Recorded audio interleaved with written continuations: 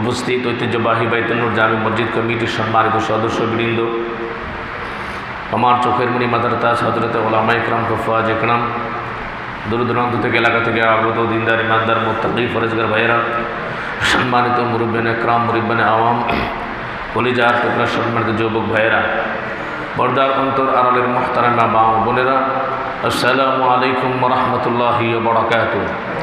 আমরা আল্লাহ সুবহানাহু ওয়া তাআলার দরবারে অসংখ্য অগণিত শুকরিয়া জ্ঞাপন করছি যে আল্লাহ সুবহানাহু ওয়া তাআলা আমাদেরকে রহম করলেন, করম করলেন, দয়া করলেন, অনুগ্রহ করলেন, ভালোবাসলেন।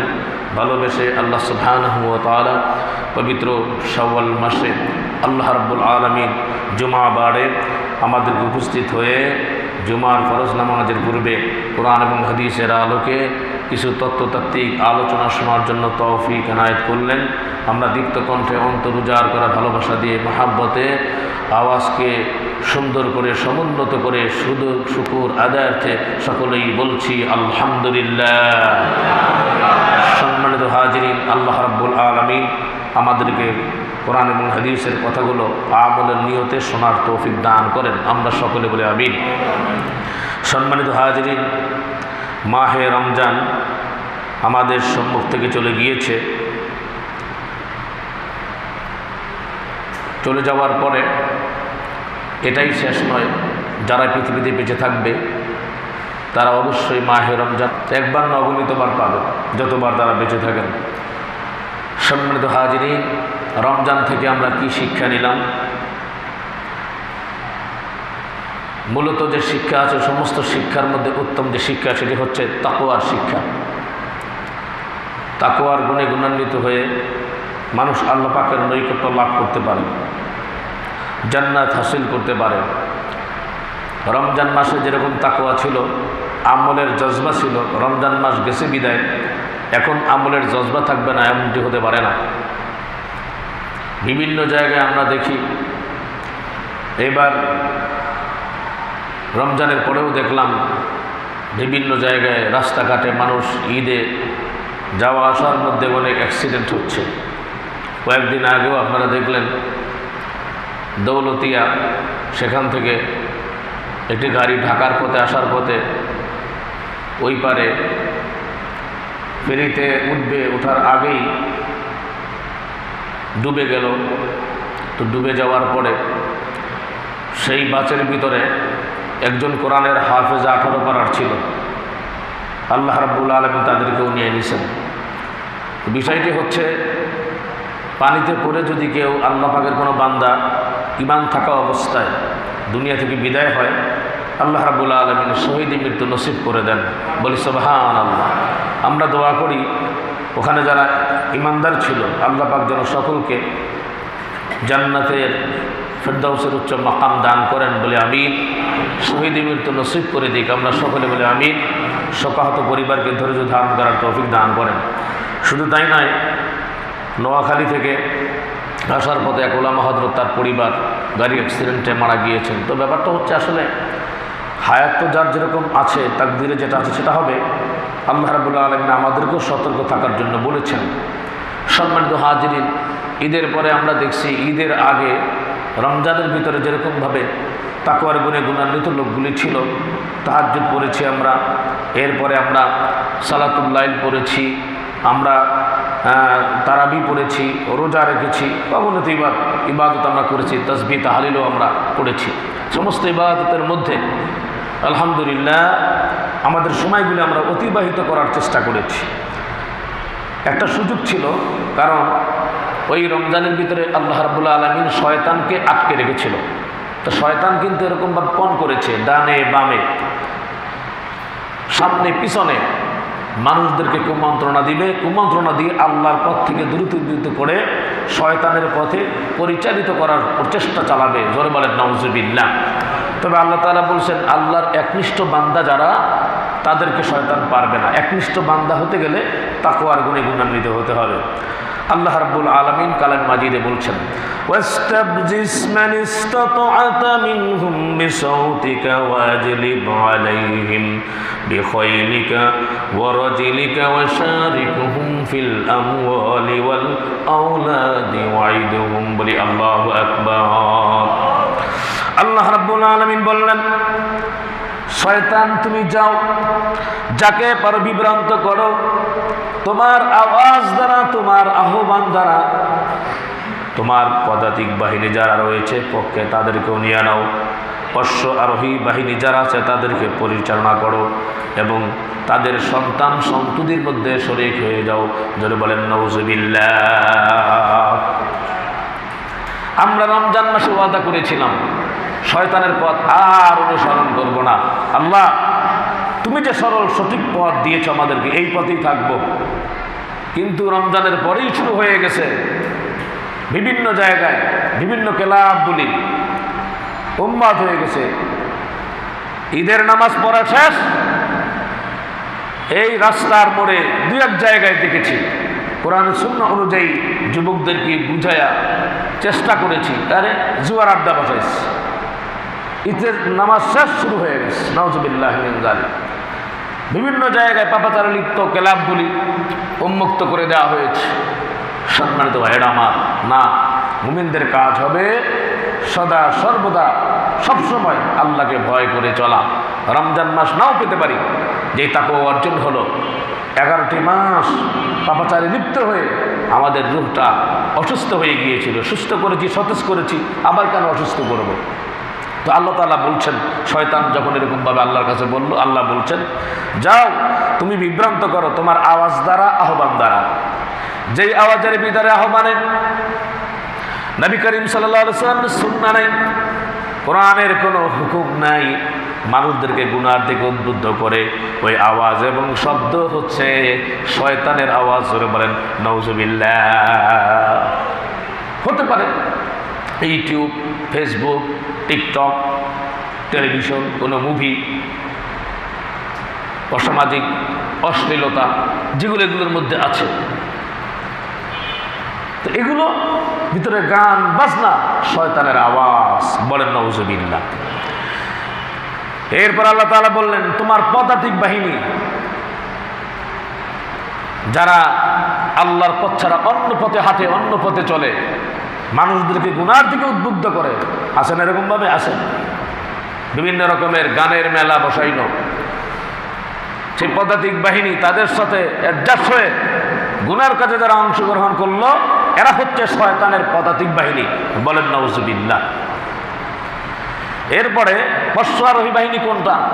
যেই গাড়ির ভিতরে, যেই পিকআপের ভিতরে, অনেক অনেক পিকআপ দেখেন না, মাঝে মাঝে দেখা যায় এক জায়গায় মেলা বসাবে, তারপরে কি যেন গান আছে, গানের আড্ডা বসাবে, গানের যন্ত্রাংশ যে গাড়িতে আনলো, আর গুনার কাজের জন্য যেই লোকগুলোকে নেওয়া হলো, যাওয়া হলো, ওইটাই হচ্ছে অশ্ব আরোহী, শয়তানের বাহন। বলেন নাউযুবিল্লাহ। এরপরে আল্লাহ তাআলা বলছেন, তাদের সন্তানে এবং সম্পদের ভিতরে শরীক হয়ে যাও। সন্তান মানে কি? সন্তানগুলোকে আপনি কোরআন এবং সুন্নাহর পথে চালাইলেন না, চালাইলেন অন্য পথে। সন্তানেরা গান শুনতেছে, সন্তানেরা গুনার কাজেই করতেছে, সন্তানেরা ডান্স শিখতেছে, সন্তানেরা নামাজের পথে নাই, ভালো পথে নাই, সুদের পথে আছে, ঘুষের পথে আছে। যদি আপনি আপনার সন্তানকে গুনার কাজে সহায়তা করেন, তাহলে আপনি তো গুনাহগার হইলেন। আর আপনি যদি চেষ্টা করে না পারেন আল্লাহর কাছে বলে, তাহলে এর জবাবদিহিতা আপনার কাছে দিতে হবে না, আপনার দিতে হবে না আল্লাহকে। সম্মানিত ভাইয়ের আমার, প্রিয় হাজিরিন, তো বিষয়টি হচ্ছে আমাদেরকে এই ব্যাপারে সম্পূর্ণভাবে সজাগ থাকতে হবে। এই যত বাহিনী আছে, বাহিনীর সাথে আমি যদি এক না থাকি, শয়তানের বাহিনী যারা আছে, এই বাহিনীর সাথে তোমরা এক হইও না। কারণ শয়তান জান্নাতের পথে ডাকে না জাহান্নামের পথে? ঘুমাইতেছেন নাকি? শয়তান জান্নাতের পথে ডাকে না জাহান্নামের পথে? বুঝতে পারছেন, জাহান্নামের পথে। বলছেন কে?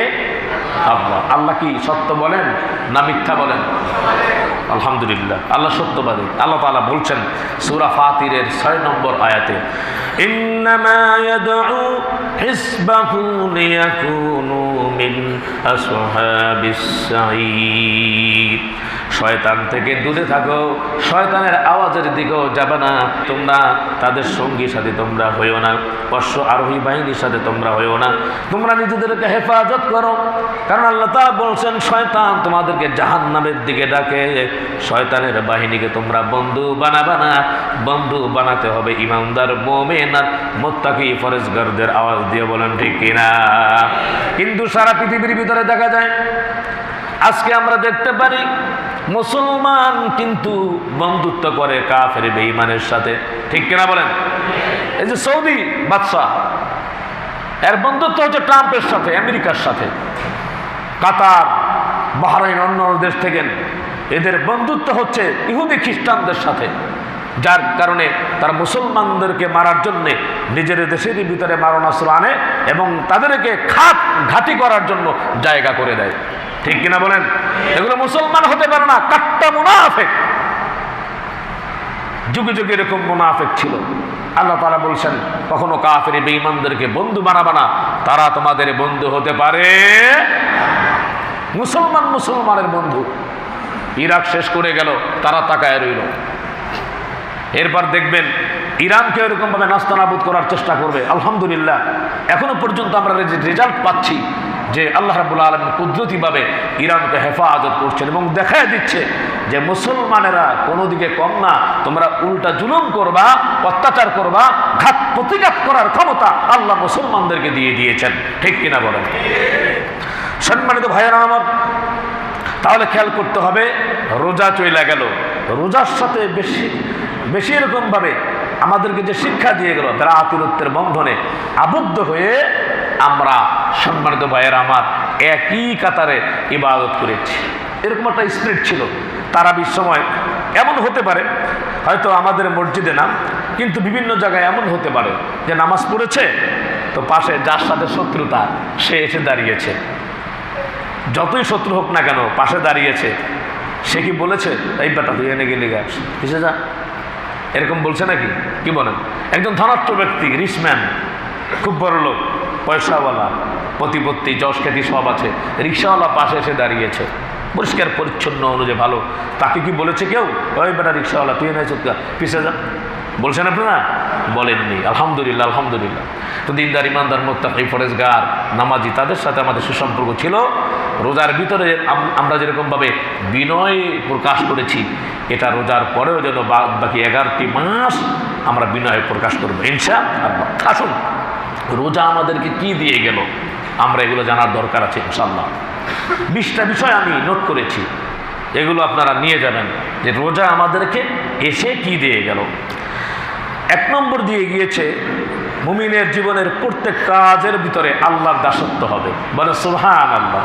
রোজা এটা আমরা শিখেছি। অন্যান্য কাজ করি মানুষকে দেখানোর জন্য, মানুষের মন পাওয়ার জন্যে, যে কোনো স্বার্থ ছাড়া আমরা কাজ করতে চাই না, কিন্তু একমাত্র রোজাটা রেখেছি, কাজটা করেছি আল্লাহ পাকের দাসত্ব পরিপূর্ণভাবে আমরা পালন করেছি। তো আল্লাহর জন্য যে করাটা, কারণ অনেকে এরকমভাবে তৃষ্ণার্ত পিপাসার্থ অবস্থায় ছিলেন, বিভিন্ন কাজ করেছেন, তারপর রোজা রাখছেন, বাইরে গিয়েছে, এটা পিপাসা লাগতেই পারে যে এখন যদি একটু শরবত খেতে পারতাম, যদি একটু পানি খেতে পারতাম, তাহলে কলিজাটা একটু ভিজত, একটু ঠান্ডা হইতো। কেউ তো নাই এখানে, হ্যাঁ, ওয়াশরুমের ভিতরে যদি এরকমভাবে সেখানে যে পানি খাই, আবার ডুব দিয়ে যদি পানি খাই, কেউ তো দেখবে না, কিন্তু দেখবেন কে? আল্লাহ সন্তুষ্টির জন্য এটা করেছি, আল্লাহ এটা দেখেন। এর জন্য তো নবীজি বলছেন লিস-সাইমি ফারহাতানি, ফারহাতুন ইনদা ফিতরিহি ওয়া ফারহাতুন ইনদা লিকা রাব্বি। রোজাদারের জন্য 2টা খুশি, একটি হচ্ছে ইফতারের সময়, আর একটা কিয়ামতের ময়দানে যখন আল্লাহর সাথে দিদার হবে, সেই সময় রোজাদারের খুশি। বলেন সুবহানাল্লাহ। তাহলে 1 নম্বর খেয়াল করবেন, আল্লাহর দাসত্ব ছিল, আল্লাহকে ভয় করেছি আমরা। 2 নম্বর হলো রোজা আমাদেরকে তাকওয়া এবং ফরেজগারির জীবন দিয়ে গেল।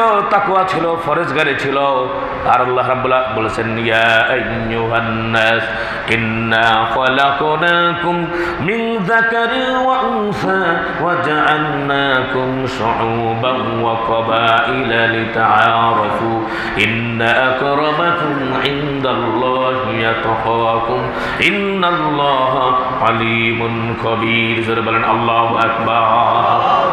আল্লাহ রাব্বুল আলামিন বললেন তোমরা মানবেরা সৃষ্টি এমন, এক পুরুষ আর নারী একজন, তাদের হতে আরো আমি তোমাদের বিভিন্ন জাতিতে তাকে রূপান্তরিত করে চিহ্নিত করিতে পরস্পরে আল্লাহর কাছে মর্যাদা বেশি তার তোমাদের মাঝে যে অধিক ফরেজগার। বলেন সুবহানাল্লাহ।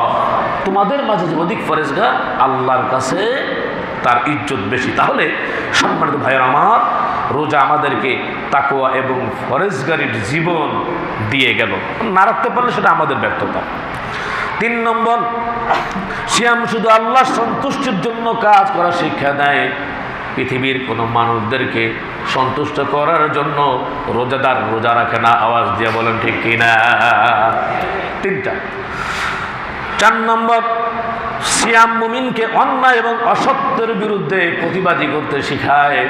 রোজারত অবস্থায় ভাইয়েরা আমার, আল্লাহর নবী বলেছেন না সিয়ামু জান্নাতুন মা লাম ইয়াখরুকহা, রোজা হচ্ছে জাহান্নাম থেকে বাঁচার একটি ঢাল, এটাকে ফেরে পেলো না। রোজা রেখেছো, মিথ্যা কথা বলবা না, কোনো জুলুম করবা না, অত্যাচার করবা না। কোনো জায়গায় মারামারি দেখলে আমরা সাথে সাথে বলছি ভাই রোজার দিনে কি শুরু করছেন? ভাই থামেন না, বুঝবেন ভাই থামেন তো, কি হয়েছে? ভাড়া নিয়ে কেন যান? এই ধরো 20 টাকা নিয়ে যাও আমার থেকে, চুপ থাকো, মাহে রমজান, ঠিক না? আমরা চেষ্টা করেছি। তাহলে অসত্যের বিরুদ্ধে মুমিনকে অন্যায় এবং প্রতিবাদী হতে শিখায় মাহে রমজান। সম্মানিত হাজিরিন, সহানুভূতি ও সমবেদনা এবং সহমর্মিতা শিক্ষা দেয় এই রোজা। বলি সুবহানাল্লাহ বিহামদিহি। তাহলে কি হলো? সহমর্মিতা এবং সমবেদনা রোজার মধ্যে আমাদের এটা ছিল। আমরা জেনেছি একজন ভাইকে যদি ইফতার করাতে পারি সমপরিমাণ বদলা আল্লাহ তাআলা দিয়ে দিবেন। এবং আমি সমবেদনা আমার অন্তরের ভিতরে থাকতে হবে, সহানুভূতি থাকতে হবে।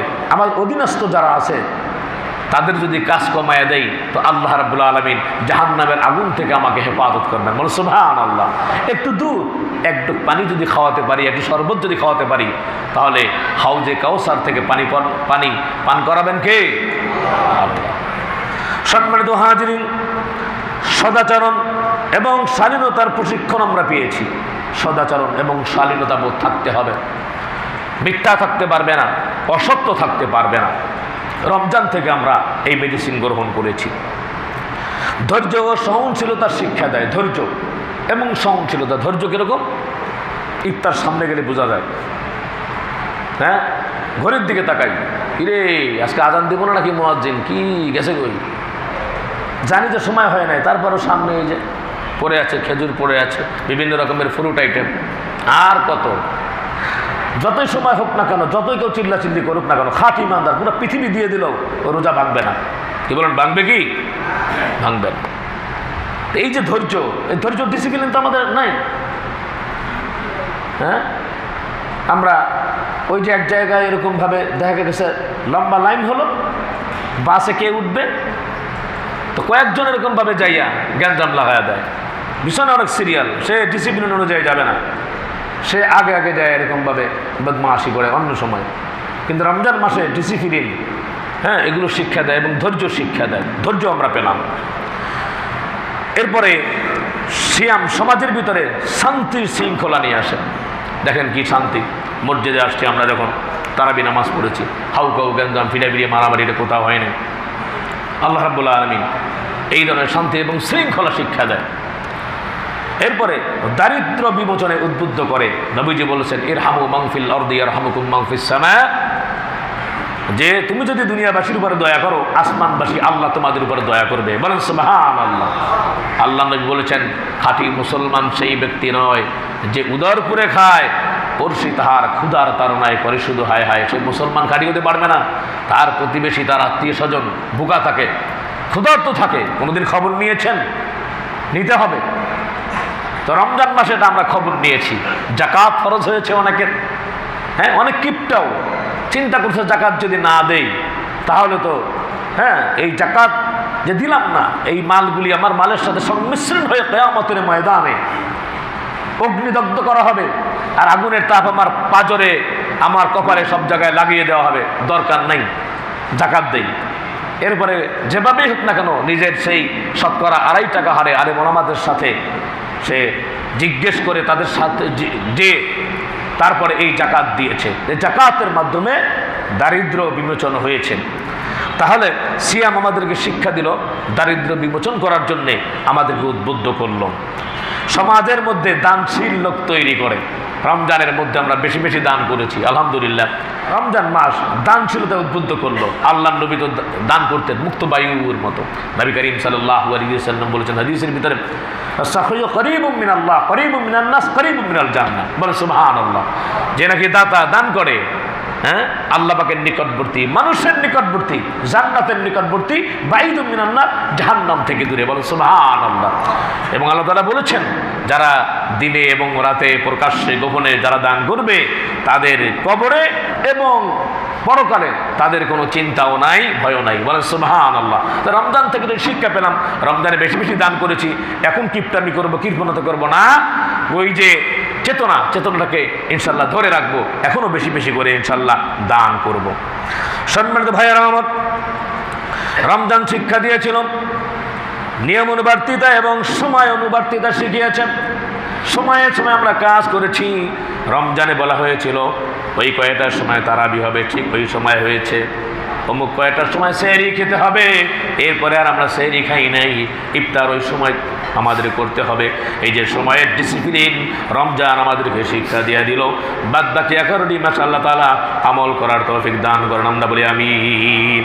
রমজান থেকে আমরা এটা নিতে পারলাম। সম্মানিত হাজিরিন, হালাল রুজি পরিশ্রমী এবং কর্মঠ হতে শিখায়। আমরা জানি রোজা রেখে ইবাদত করি, কিন্তু রিজিকটা যদি হালাল যদি না হয়, যদি হারাম হয়ে যায়, আল্লাহ রাব্বুল আলামিন কবুল করবেন না। এর জন্য আমরা হালাল রিজিক বক্ষণ করেছি, ঠিক কিনা? লা ইয়াদখুলুল জান্নাহ জাসাদুন গুযিয়া বিহারাম।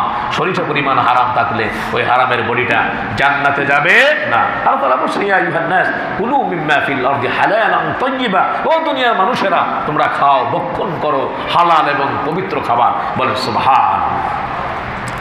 সম্মানিত ভাইয়েরা আমার, চমৎকার একটা অভ্যাস ছিল কুরআন তেলাওয়াত এবং অধিক ইবাদতের অভ্যাস করে দিয়েছে আমাদেরকে। রমজান গেল, রমজানে খতম করেছি। মনে হয় অনেকে রমজান যে চলে গেল এমন লোকও আছে, একটা পারাও মনে হয় তেলাওয়াত করেন না, এরকম আছে না? নাই, আছে। রমজানে 1 খতম, 2 খতম, 3 খতম এরকম দিয়েছি, কিন্তু রমজান চলে গিয়েছে, এখন অমুকের বাসায় যেতে হবে, তমুকের বাসায় যেতে হবে। কেন? সহজ তো। এখন অ্যান্ড্রয়েড সেটের ভিতরে আপনার হেফজ কোরআন শরীফ আছে, আপনি যেই কোরআন শরীফ পড়েন আছে তো, অসুবিধা কি? আপনি সেটা লোড করে কোরআন পড়তে পারেন, সওয়াব হবে ইনশাআল্লাহ। কোরআন পড়বো আমরা ইনশাআল্লাহ। এরপরে ঘরের ভিতরে কোরআন আছে, কোরআন শরীফ আমরা বেশি করে তেলাওয়াত করব। রমজানে তেলাওয়াত করেছি, রমজানের পরেও এই কোরআনের আপনার চর্চা চলবে কি চলবে না? সকলে বলেন চলবে কি চলবে না? ইনশাআল্লাহ। সম্মানিত ভাইয়েরা আমার, এরপরে দুনিয়া ত্যাগের নিদর্শন পাওয়া গিয়েছে। রমজান মাসে শিক্ষা নিয়েছে যারা ইতিকাফ করেছে, তারা দুনিয়া ত্যাগ মানে কি? ঘরের আত্মীয় স্বজন যা কিছু সব কিছু ছেড়ে তাদের দাবি আদায়ের জন্য ইতিকাফে বসেছিল। সেটা আমরা রমজান থেকে শিক্ষা নিয়েছি। সম্মানিত ভাইয়েরা আমার, সিয়ামের মাধ্যমে স্বাস্থ্য সুরক্ষার একটা শিক্ষা আমরা পেলাম। দেখেন, অনেক মানুষের অনেক রোগ ছিল, ডায়াবেটিক ছিল, ডায়াবেটিক কিন্তু এখন অনেকের কমে গিয়েছে।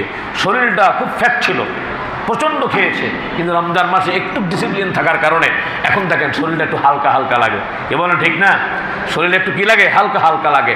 অনেকে তো এমনই বলতেছে, হুজুর রোজাই ভালো ছিলাম। আমরা এটা থেকে শিক্ষা নিলাম ইনশাআল্লাহ। বাদবাকি প্রতি মাসে রোজা রাখার চেষ্টা করব ইনশাআল্লাহ। সম্মানিত ভাইয়েরা আমার, অধীনস্থদের প্রতি সদয় আচরণ শিক্ষা পাওয়া যায়। অধীনস্থ নিজের স্ত্রী, নিজের ছেলে মেয়ের প্রতি অনেকে রূঢ় আচরণ করে। বাইরে খুব ভালো, বাইরে দেখা যায় লোকটা খুব ভদ্র এবং খুব অনেস্ট, কিন্তু এইসব খবর পাবেন যারা ড্রাইভার আছে তাদের কাছ থেকে। আমি এক জায়গায় গুলশানে এরকমভাবে একটা ইনভাইট করেছিল, দাওয়াতে গিয়েছিলাম। তা কথায় কথায় বলে ফেললাম একা একা। আমাকে বলছে যে হুজুরকে পৌঁছায় দাও বাসায়। তো ড্রাইভার বললো, হুজুর কোন জায়গায় গেছিলেন? কিছু তো বচ্চিপথের কথা বললো। হুজুর আজকেও কমপক্ষে 5,000 টাকার কাপ পিরিচ ভাঙছে। আমাকে কোন কি আনবে? এত সুন্দর ব্যবহার, লোকজন আসছে, মানে এরা একজন আর একজনের খুব ভালোবাসার মহব্বত, কিন্তু রাতের বেলায় তারা কাপ ভাঙবে। এরকম করে তারা রূঢ় আচরণ করে। ঘরের ভিতরে ভালো না, বাইরে খুব ভালো, এমনটা যেন না হয়। রমজান আমাদেরকে অধীনস্থদের প্রতি সদয় হওয়ার শিক্ষা দিয়েছে, ভালো আচরণ করার শিক্ষা দিয়েছে। আমার স্ত্রীর সাথে, আমার সন্তানদের সাথে, প্রতিবেশী যারা আছে তাদের সাথে আমি ভালো ব্যবহার করব। ইয়া আইয়ুহাল্লাযীনা আমানু তাকুল্লাহ ওয়া কুলু কওলান সাদীদা ইউসলিহ লাকুম আমালাকুম ওয়া ইয়াগফির লাকুম যুনুবাকুম ওয়া মান ইউতি'িল্লাহ ওয়া রাসূলাহু ফাকাদ ফাযা ফাওজান আযীমা। বলেন সুবহানাল্লাহ। আল্লাহ বলছেন, ইয়া আইয়ুহাল্লাযীনা আমানু তাকুল্লাহ, ভয় করো আল্লাহকে, তাকওয়াবান হও। ওয়া কুলু কওলান সাদীদা, সরল সহজ সঠিক কথা বলো। যদি বলো তাহলে আল্লাহ তাআলা কি করবেন? তোমার আমলকে আল্লাহ সুবহানাহু ওয়া তাআলা কুরুটে মুক্ত করে দিবেন, দুরস্ত করে দিবেন। ওয়া মান ইউতি'িল্লাহ ওয়ার রাসূল, যারা আল্লাহ পাকের হুকুম মানলো, রাসূল আনুগত্য করলো, ফাকাদ ফাযা ফাওজান আযীমা, তারা সফলতা লাভ করতে পারলো। বলেন সুবহানাল্লাহ। আনুক ইবনে আমির রাদিয়াল্লাহু তাআলা আনহু قال নবী রাসূল সাল্লাল্লাহু আলাইহি ওয়াসাল্লাম, উকবা ইবনে আমির রাদিয়াল্লাহু তাআলা জিজ্ঞেস করলেন, আজকে নারেটেড রাসূল আকরাম সাল্লাল্লাহু আলাইহি ওয়াসাল্লাম, আমি জিজ্ঞেস করলাম রাসূলের কাছে হিসেব, তিনি বললেন, জিজ্ঞেস করলাম যে আমলিকা আলাইকা লিসানাক, মুক্তি পাওয়ার পথ কি? নবী করিম সাল্লাল্লাহু আলাইহি ওয়াসাল্লাম যখন জিজ্ঞেস করলাম what is the way to salvation, তো নবীজি বললেন যে কন্ট্রোল ইউর টাং, 1 নম্বর তোমার জিহ্বাকে কন্ট্রোল করবা। দেখবেন যত মারামারি, কাটাকাটি, পিরাপিরি এই জিহ্বার ভুল ব্যবহার করার কারণে, অসৎ ব্যবহার করার কারণে কিন্তু হচ্ছে। এর জন্য এই জিহ্বাটাকে কি করতে হবে? কন্ট্রোল করতে হবে। ভালো ব্যবহার করার চেষ্টা করবে ইনশাআল্লাহ। অন্যায় এবং অপকর্ম এগুলি বর্জন করার শিক্ষা দেয়। রমজান মাস থেকে আমরা এটা পেয়েছি। এই মেডিসিন, অন্যায় এবং অপকর্ম বাদ বাকি 11টি মাসও আমরা করব না। স্বচ্ছতা এবং জবাবদিহিতার শিক্ষা পাওয়া যায় রমজান থেকে। যে আত্মসমালোচনা যারা করে, তো তারা এই ব্যাপারটি বুঝতে পারে যে স্বচ্ছতা এবং জবাবদিহিতা কীভাবে এই মেডিসিনটা, যে আমি যদি এই যে রোজা আসলো, রোজা যদি না রাখি, আমি যদি তওবা করতে না পারলাম, আল্লাহর কাছে দাঁড়াতে হবে, জবাবদিহি করতে হবে। যেহেতু নবীজি আমাদেরকে জানিয়ে দিয়েছেন যে যারা রমজান পেল কিন্তু গুনাহ ক্ষমা করাইতে পারল না, তারা ধ্বংস হয়ে যাক। জোরে বলেন নাউযুবিল্লাহ। তাহলে আমি যদি গুনাহ ক্ষমা না করাতে পারি, তো জবাবদিহিতা আছে আল্লাহর কাছে। এই যে অন্তরে স্বচ্ছতা, সজীবতা, পবিত্রতা, আল্লাহর সামনে দাঁড়াতে হবে, এইটা রমজান মাস থেকে আমরা এই মেডিসিন গ্রহণ করলাম। বাদ বাকি 11টি মাস যেন থাকে। মুসলমানের মধ্যে সংহতি এবং ঐক্যবদ্ধ জীবন গড়ার একটি ব্যবস্থা করার যেটা শিক্ষা, সেটা আমরা রমজান মাসের ভিতর পেয়েছি।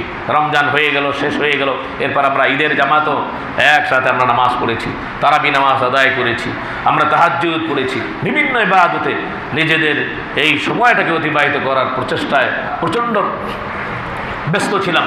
তো ব্যাপারটি হচ্ছে যে এই যে শিক্ষাগুলি আমরা এই রমজান মাস থেকে নিলাম, আল্লাহ সুবহানাহু ওয়া তাআলা আমাদের আমল করার তৌফিক দান করেন, আমরা বলি আমিন।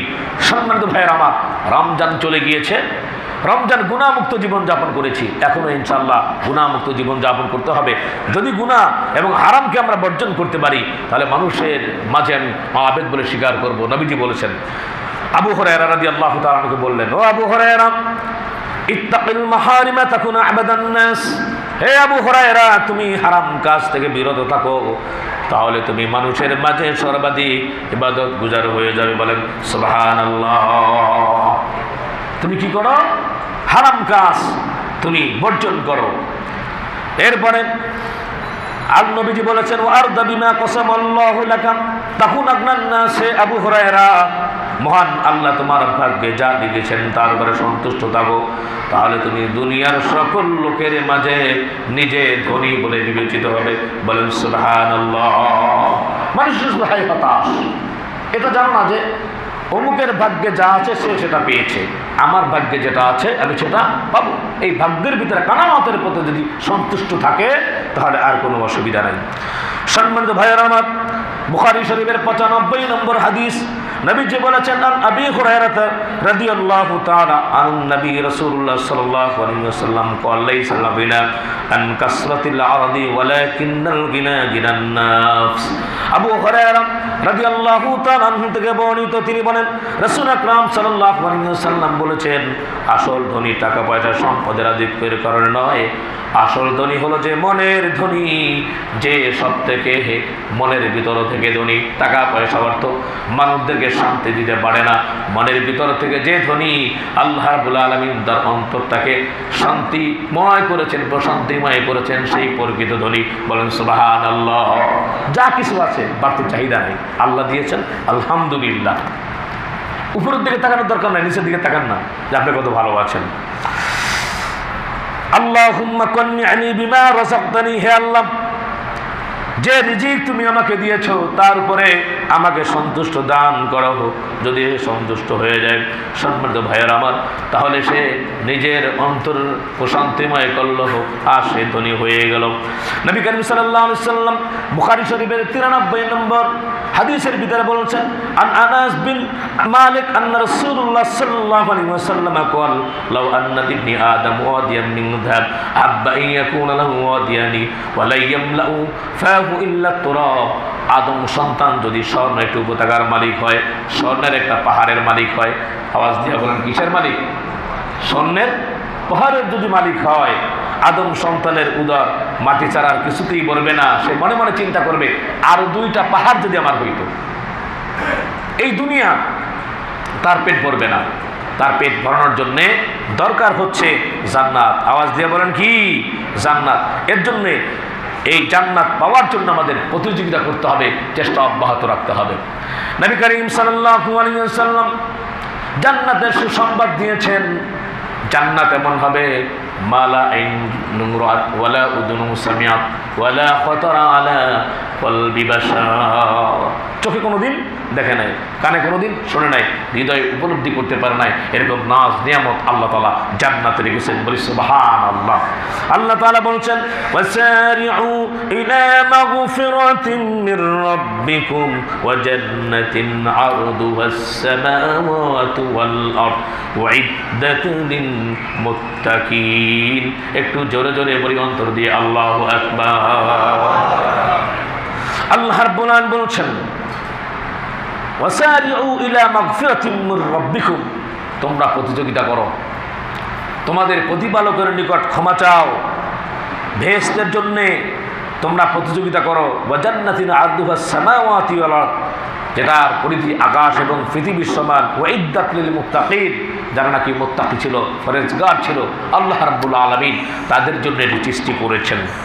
সম্মানিত ভাইয়েরা আমার, রমজানের আমলের ধারাবাহিকতা যেন নষ্ট না হয়ে যায়। আল্লাহ তাআলা বলছেন, ইয়া আইয়ুহাল্লাযীনা আমানু আতিউল্লাহ ওয়া আতিউর রাসূল ওয়া লা তুবতিলু আমালাকুম। হে ঈমানদাররা, বিশ্বাসীগণ, তোমরা আল্লাহ পাকের হুকুম মানো, রাসূলের আনুগত্য করো, তোমাদের কর্মসমূহকে তোমরা বিনষ্ট করো না। সম্মানিত ভাইয়ের আমার, রমজান মাসে আরেকটি যে আমল করেছি, বেশি বেশি করে নফল ইবাদত করেছি। নফল ইবাদতের মাধ্যমে আল্লাহ পাকের নৈকট্য অর্জন করা যায়। বুখারী শরীফের 6058 নম্বর হাদিসের ভিতরে নবী করিম সাল্লাল্লাহু আলাইহি সাল্লাম বলেছেন, হযরত আবু হুরায়রা রাদিয়াল্লাহু তাআলা বর্ণনা করেছেন, আন আবি হুরায়রা রাদিয়াল্লাহু তাআলা আনহু قال قال النبي رسول الله صلى الله عليه وسلم ان الله قال من عادى لي وليا فقد آذنته بالحرب। আবু হুরায়রা রাদিয়াল্লাহু তাআলা আনহু থেকে বর্ণিত, রাসূল আকরাম সাল্লাল্লাহু আলাইহি ওয়াসাল্লাম বলেছেন, আল্লাহ তাআলা বলেন, যে ব্যক্তি আমার কোনো ওলির সঙ্গে, আমার বন্ধুর সঙ্গে শত্রুতা রাখবে, আমি তার বিরুদ্ধে জিহাদ ঘোষণা করলাম। বলেন নাউজুবিল্লাহ। তো আল্লাহ যদি জিহাদ ঘোষণা করে, উপায় আছে কি? বলেন উপায় আছে? তাহলে বন্ধু বানাবো আল্লাহওয়ালা, দিনদার, ইমানদার, মুত্তাকি যারা আছে তাদেরকে। لا يتخذ المؤمنون الكافرين أولياء من دون المؤمنين ومن يفعل ذلك فليس من الله في شيء إلا أن تتقوا منهم تقى। আল্লাহ তাআলা বলে দিয়েছেন যে তোমরা মুমিন ছাড়া কাফের বেঈমানদেরকে বন্ধু হিসাবে গ্রহণ করবা না।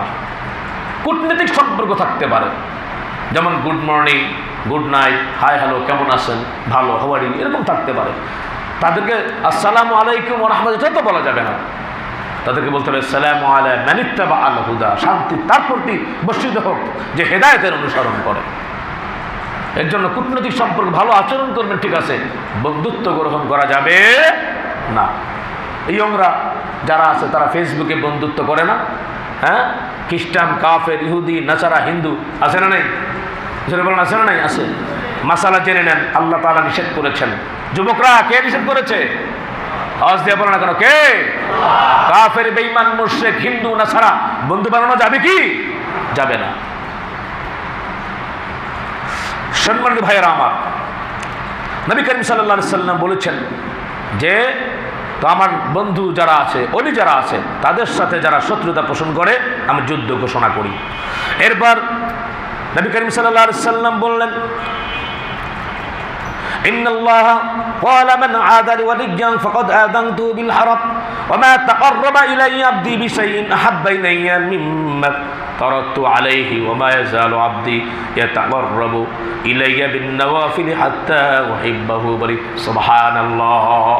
নবী করিম সাল্লাল্লাহু আলাইহি সাল্লাম বললেন যে ফরজ ইবাদতের চাইতে আমার কাছে অধিক প্রিয় আর কোনো ইবাদত নাই। ফরজ ইবাদত,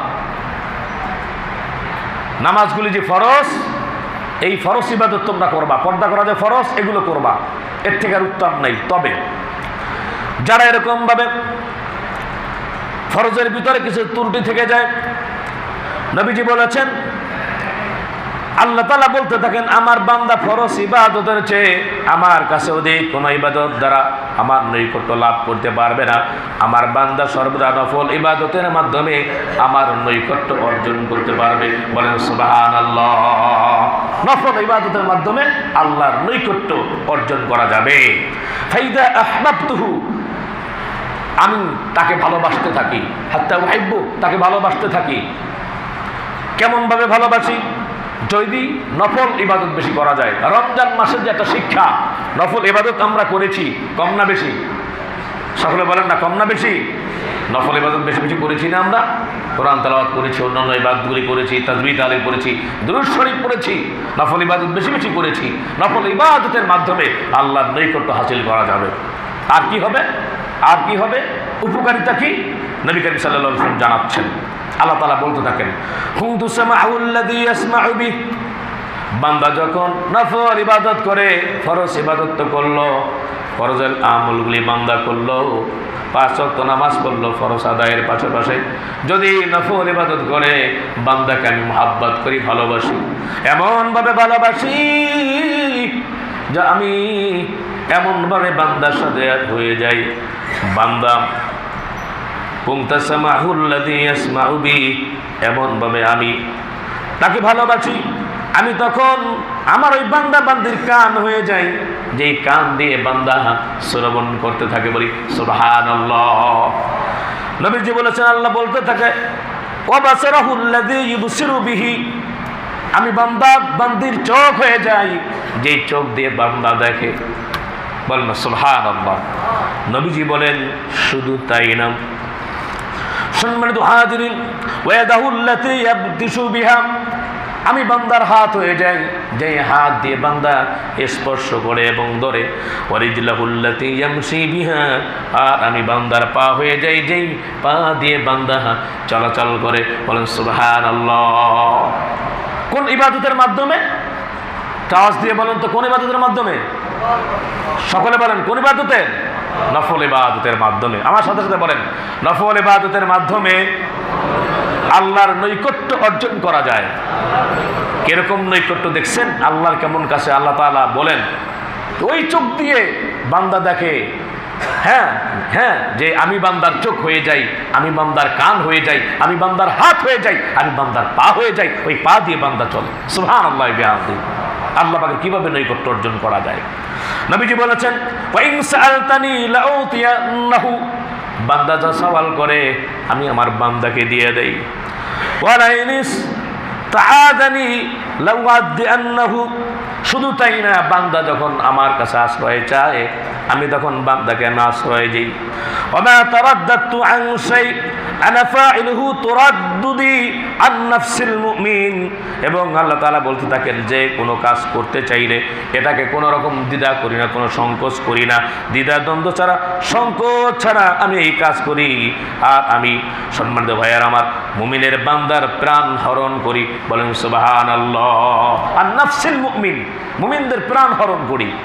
তো নবী জানিয়ে দিয়েছেন, আল্লাহ তাআলা বলেন যে ইয়াকরাহুল মাউত ওয়া আনা আকরাহু মাসাআতাহু, যে আমি তার প্রাণ হরণকে পছন্দ করি, বান্দা মৃত্যুকে অপছন্দ করে। তা আমি পছন্দ করি কেন?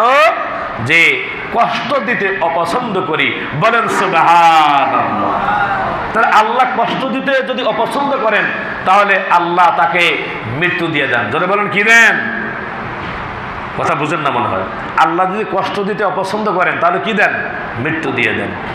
সম্মানিত ভাইয়ের আমার, যারা এই যে দৌলতিয়ায় যারা ডুবে মারা গেল, সম্ভবত আল্লাহ রাব্বুল আলামিন তাদেরকে পছন্দ করেছেন মৃত্যু দেওয়ার জন্যে। হয়তো দুনিয়াতে আল্লাহ পাক তাদেরকে কষ্ট দিবেন না, আমরাও দোয়া করি আল্লাহ শহীদের মৃত্যু নসিব করে দেন। আমরা সকলে বলি আমিন।